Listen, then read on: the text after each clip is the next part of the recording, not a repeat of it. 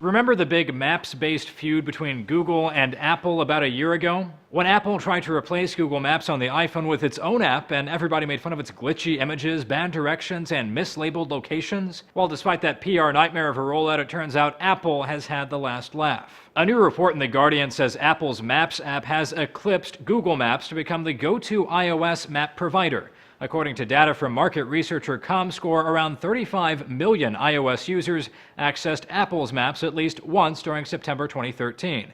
Compare that to the 6 million iOS users on Google Maps. And while Google Maps still has more mobile users overall, thanks to Android devices, the company's numbers skydived after the introduction of Apple Maps.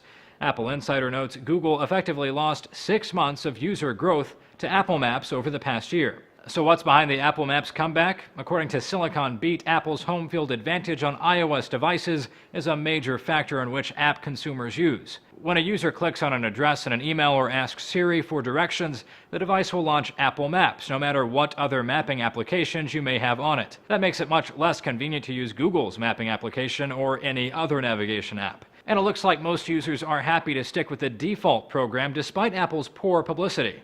As Matt Gasm says, one Maps app is pretty much like another. Sure, the minutia is different, but the getting from point A to point B is pretty much the same, and frankly stated, that's all most people want from a Maps application. The rest is superfluous. Apple's victory might be short-lived, though. Comscore also recorded a sharp decline in mapping software usage of any kind since April 2012.